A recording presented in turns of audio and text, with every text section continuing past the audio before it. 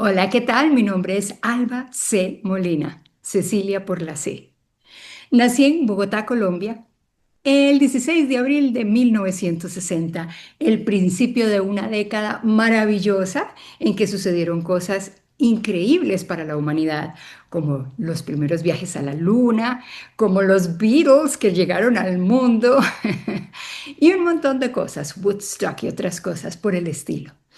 Bueno, pues yo allá en Bogotá tuve la oportunidad de estar rodeada de música toda mi vida, porque mi familia paterna, todos tocaban algún instrumento, cantaban, hacían armonías y también en esa familia, mi familia paterna, había mucho arte, escritura, poesía, escultura, pues qué sé yo, tocar instrumentos y cantar, pero también componer música. Entonces viví en una cuna cultural llena de amor, llena de armonía, y eso empezó a moldear mi vida. Entonces la música ha estado presente en todo lo que yo hago desde chiquita. Empecé a tocar instrumentos de oído observando a mi tío sacerdote cuando llegaba a la casa a practicar todo ese montón de obras geniales de la música clásica. Y entonces yo me paraba al lado de él para ver qué era lo que estaba haciendo y esas armonías, esas melodías empezaron como a entrarme y cuando él dejaba el piano, yo empezaba a repetir algunas de las cosas que él estaba haciendo. Por supuesto, al principio solo con una mano, luego, y fui aprendiendo de oído varias cosas que todavía actualmente me acuerdo. Y también mi hermano mayor, Guillermo, él estaba aprendiendo a tocar guitarra de las canciones de los Beatles y otras canciones de moda. Y yo también lo observaba. Él es 10 años mayor, o sea que yo en ese momento podría haber tenido unos, qué sé yo, 5, 6, 7 por ahí. Y cuando él dejaba la guitarra por ahí, mal puesta que decimos, yo la cogía sin permiso y empezaba a repetir lo que le veía a él haciendo y resulté aprendiendo más rápido que él aprendió. Entonces la música ha estado acompañándome. Esos primeros 10 años en Bogotá fueron pues cruciales en ese aspecto del semillero. Cuando después nos mudamos para acá a Costa Rica en 1970, hubo pues una pequeña crisis porque ya yo no me identificaba con la misma cultura, aunque era el mismo idioma, pero diferente forma de decir las cosas, diferente forma de presentarse, de qué sé yo. Vi muchas diferencias, aunque yo todavía estaba muy pequeña. Entonces me retraí un poquito, me sentí un poco insegura ante posible bullying por la forma en que yo usaba las palabras o como yo sonaba, porque sonaba un poco distinto. Sin embargo, pues yo continué con cosas de música y haciendo segundas voces cuando se cantaba por ahí y todo. Entonces estuve participando en festivales de la canción, reuní a algunas amigas que también les gustaba la música y yo las dirigía para que hiciéramos canciones en varias armonías. La primera canción que escribí fue justamente cuando tenía 13 años. Ya más adelante pertenecía a la Sinfónica Juvenil tocando flauta traversa, un instrumento escogido por mi papá.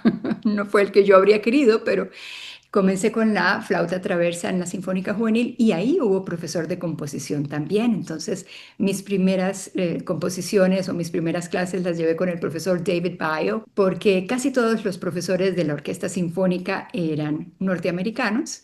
Entonces, eso influyó también como la parte cultural y aprender el idioma y lanzarme más a hablar y escuchar más el idioma. Por supuesto que al haber estudiado en el Saint Clair en secundaria, eso también me ayudó a practicar mucho el idioma inglés. En todo caso, ya antes de salir del colegio ya estaba participando en el coro de la Orquesta Sinfónica Nacional y el coro de cámara también de la orquesta y entré casi que automáticamente por los estudios de la Sinfónica y esto, entré automáticamente a la Universidad de Costa Rica a hacer toda la etapa básica y mis profesores de la Sinfónica estaban en la Universidad Nacional, entonces me fui pasando allá para llevar en total 8 años de composición musical o de armonías, contrapunto, etcétera, para poder adquirir las herramientas y yo continuar haciendo canciones.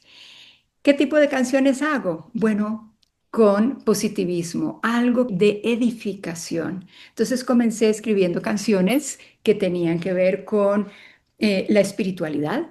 Algunas fueron canciones para la iglesia, Y tenía un grupito ya como terminando esa adolescencia y comenzando la siguiente década, un grupo de música cristocéntrica que se llamaba Leche y Miel, y ahí hice varias canciones también para el grupo. Por supuesto, siempre presente las armonías, las distintas voces para el grupo y varios instrumentos. Ahí me sirvió la base de flauta traversa porque la interpreté en algunas canciones, o también la flauta dulce de distintos tamaños porque tenía una colección de flautas dulce, y por supuesto la guitarra que siempre me ha acompañado. Luego ya estuve estudiando más cercanamente cómo era que funcionaba toda esta estructura musical para poder hacer varios tipos de creaciones. Entonces he hecho canciones tanto para niños como para adultos. Las primeras grabaciones que ya salieron públicamente fueron como en 1993.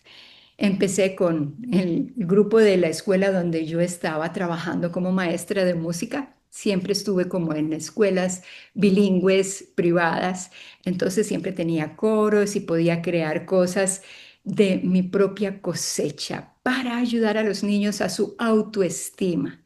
Entonces creé una opereta para los niños que se llamaba Los Talentos. Era como para niños de primaria, pero más del segundo ciclo, bueno, tercero, cuarto y quinto por ahí. Y entonces esa opereta me di cuenta la trascendencia que tuvo en la vida de los chicos, porque como era acerca de la autoestima, los talentos, saber que todos tenemos lo que llamamos defectos, son cualidades en potencia, y es solo cuestión de saber cómo transformar esas características para que se puedan convertir tal vez en nuestras mayores fortalezas. Y ahí se sembró una semilla en esa época del 93. Yo no lo sabía, estaba silenciosamente gestándose. Y más o menos ahí vamos a ver, en el 2013 volví a empezar a asomarse las primeras germinaciones de esta semilla, y escribí una pequeña narración con canciones que grabé. Yo siempre he tenido en mi casa micrófono, alguna interfase, programas de música. Entonces hice una pequeña historia que la llamé Las Estaciones. Y Las Estaciones duraba como unos 20 minutos la grabación, y en esa grabación me pude dar cuenta que lo que se estaba gestando era seres que venían de la luz, del sol, y que encarnaron cuerpos de niños para venir a representar los valores. Y de repente ahí se escondió también una pequeña llamita que no fue invitada, pero se metió debajo del asiento de una de las naves. Pero no se dio cuenta que era un gran cobarde. Y cuando llegó a la Tierra y había retos para que los niños héroes estuvieran enfrentando, se le desaparecían todos los colores que tenía en sus ojos, porque cada color representa un valor. Los niños escogieron cada uno su color favorito y tenían esos valores desarrollados como poderes, como los superpoderes. Y sin embargo, esta llamita pequeñita para mí representa la humanidad llena de temores, llena de limitaciones. Eso es imposible, eso no se puede, no quiero, qué miedo por estar en la zona de confort. Pero poco a poco, porque esto ya después, en el 2022, se creó la serie Los Policuánticos, que va a tener 12 libros. Actualmente voy por el tercero porque estoy sacando en español, en inglés, en digital también, físico digital, y en audiolibro. Entonces es un proyecto ambicioso que se demora en cuanto a tiempo y es una inversión bastante grande. Entonces tengo que ir poco a poco con esto. Pero esta historia ha representado un coaching para niños sin darme cuenta. Yo estudié Holistic Life Coaching, coaching holístico o integral, y poco a poco se fue transformando en un coaching neuroespiritual, para que nosotros podamos comprender que esa espiritualidad está totalmente tejida en nosotros, adentro, para poder construir nuestra misión de vida exactamente como se nos inspira. Entonces, estos valores que estoy representando para los niños Resulta ser que todos en nuestro niño interno tenemos los mismos retos, porque dentro de la serie, los villanos son los antivalores, que también están dentro de nosotros. Entonces los chicos que son Pasiana, Amadeus, Luminia y Cleverino, y nuestro querido Polizón pequeñito, son los superhéroes, pero los primeros villanos que aparecen son Farsón, Apatíbula, Arrogana, y por ahí vienen otros. Entonces, lo que quisiera yo con todo esto es transformación de vida en la familia. Y el núcleo de la sociedad es precisamente la familia. Entonces, a través de canciones, a través de cuentos, a través de conferencias, charlas concierto, talleres y cursos que estoy realizando, estoy con el propósito claro de dejar un legado de búsqueda hacia adentro del ser para poder ser exactamente esa misión de vida que se nos implantó en nuestro corazón desde antes de venir a lo físico. En la actualidad ya he acumulado alrededor de unas 250 canciones que he venido haciendo, tanto para mis proyectos, álbumes completos, musicales, como también para otros clientes que me han contratado para que yo pueda realizar no solamente la parte de composición y la interpretación, grabación y todo esto, sino también para musicalizar poemas de otras personas y hacer que sus mensajes escritos puedan adquirir otra dimensión gracias al poder que es sanador, terapéutico de la música. Esas producciones están en las plataformas, la mayoría de ellos. Los clásicos no lo están, eso se conseguirían directamente conmigo, pero en las plataformas digitales, como hubo diferentes etapas de mi vida, hubo diferentes nombres con los que yo me identificaba. Así que hay obras mías que están como Alba, otras que están como Alba Molina, y ahora todo lo estoy unificando en Alba C. Molina. Sin embargo, aquellas ya quedaron afuera con esos nombres. Entonces, si tú deseas encontrarme, primero habría que poner el nombre de la pieza o la producción y después el nombre de Alba o Alba Molina o Alba C. Molina.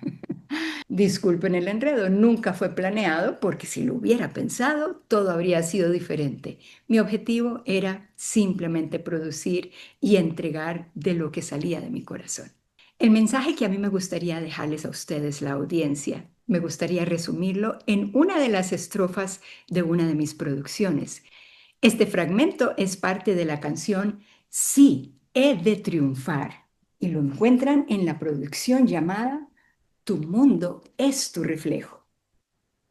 Entonces quiero que recuerden este pequeño mensaje para que se lo digan a ustedes mismos. El éxito es siempre una decisión, es inspiración y pasión. Puedo frenar y hasta renunciar, mas no sabré de qué soy capaz. Al final, ¿qué quedará? La luz que tú hayas compartido, el amor y diversión son mi motivación. Y ahí sigue, así que búscala. Sí, he de triunfar. De la producción, Tu mundo es tu reflejo.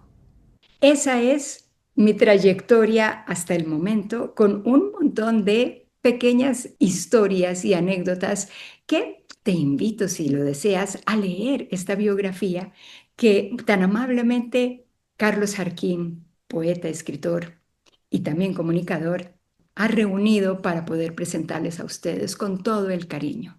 Por favor, crean en sí mismos. No se atengan a los elementos externos para poder buscar la felicidad, realización personal. Todas esas cosas son muy lindas, muy útiles. Son buenas, claro, es como nosotros queremos usarla, pero son temporales. Lo que es eterno está adentro de nosotros. Entonces es aquí donde buscaremos siempre la felicidad, la realización personal, todos los recursos creativos que podemos sacar para poder solucionar cualquier obstáculo que se nos presente. Cree en ti mismo, en ti misma. Ahí tienes todas las respuestas. Muchas gracias por escucharme y por acompañarme en este proceso de vida, porque ahora tú también eres parte de mi misión, eres parte del equipo de personas que me acompaña en este caminar. Te deseo que continúes siendo luz, amor y paz. Hasta luego.